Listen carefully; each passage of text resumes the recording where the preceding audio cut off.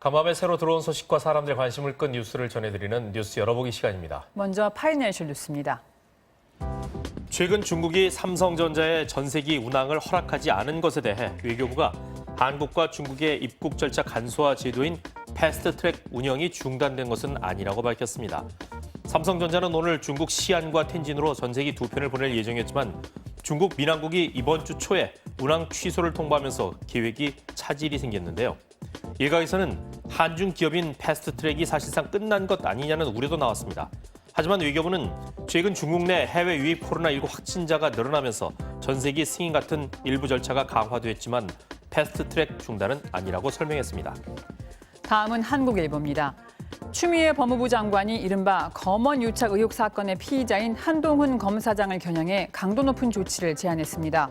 한동훈 검사장이 협조하지 않으면서 검찰 수사가 길어지자 휴대폰 잠금 해제 강제 이행을 위한 입법을 주문한 건데 법조계에서는 인권 침해라는 비판이 거셉니다. 또 추 장관은 대검찰청 감찰부의 검언 유착 의혹 수사를 담당했던 정진웅 광주지검 차장검사의 독직 폭행 혐의 기소 과정이 적절했는지 따져보라고 지시했는데요. 추 장관이 수사 지휘권 발동을 통해서 검찰의 특정 수사에 대해 날은 세운 적이 있지만 일선의 사건 기소를 직접 점검하겠다고 나선 건 이번이 처음입니다. 하지만 검찰 안팎에선 추 장관이 검찰의 본질인 소추권까지 간섭하는 게 아니냐는 지적이 나온다고 합니다. 다음은 국민일보입니다. 청와대가 연내 개각에서 추미애 법무부 장관을 유임시키는 방향으로 가닥을 잡았습니다. 공수처 출범과 윤석열 검찰총장 감찰 같은 현안을 마무리하라는 취지라는데요.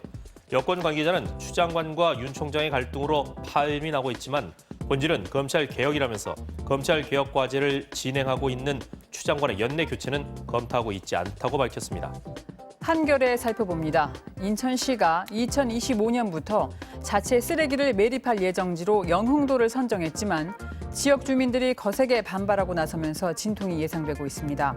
박남춘 인천시장은 어제 자체 매립 후보지를 석탄 화력 발전소가 있는 웅진군 영흥면 일대로 선정했다고 발표했는데요. 인천시는 인근 주민들의 반발을 누그러뜨리기 위해서 매년 58억 원 규모의 마을 발전 기금을 지원하고 100억 원대의 체육공원 시설을 만들겠다고 약속했습니다. 하지만 영흥도 주민 100여 명은 시청 앞에서 매립지 건립 반대 집회를 열어 항의했고 옹진 군수와 미추홀 구청장도 반대 의사를 밝히면서 재협의를 요구하고 나섰습니다. 다음은 조선일보입니다. 서초구가 지난 2일부터 양재동 행정구역 내 모든 공공도로를 금연구역으로 설정했습니다. 하나의 행정동 전체를 금연구역으로 지정하는 건 전국 최초고 지금은 계도 기간이지만 내년 1월부터는 걸리면 과태료 5만 원을 내야 하는데요.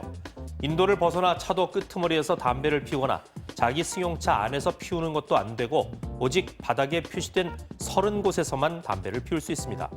전문가들은 이런 정책 발상이 나올 수 있었던 배경에 코로나19 사태가 있다고 분석하면서 비상 상황인 만큼 국민들도 기본권 제한 정책으로 느낄 만한 것을 받아들였다고 설명했습니다. 끝으로 중앙일보입니다. 코로나19 사태로 병원에 가길 꺼려하는 사람들이 늘어나면서 암 진단이 늦어지거나 진단 건수가 줄어드는 것으로 나타났습니다. 국민건강보험공단에 따르면 올해 1월부터 9월까지 암 진료비 본인 부담률을 경감해주는 제도를 이용한 환자는 약 23만 2천 명으로 지난해 같은 기간보다 6천 명 넘게 줄었다는데요. 전문가들은 암 발생이 줄어든 게 아니라 진단이 줄어든 것이라면서 암 검진은 입원하지 않고 하는 것이기 때문에 코로나19 감염 사례가 거의 없다고 검진의 중요성을 강조했습니다. 지금까지 뉴스 열어보기였습니다.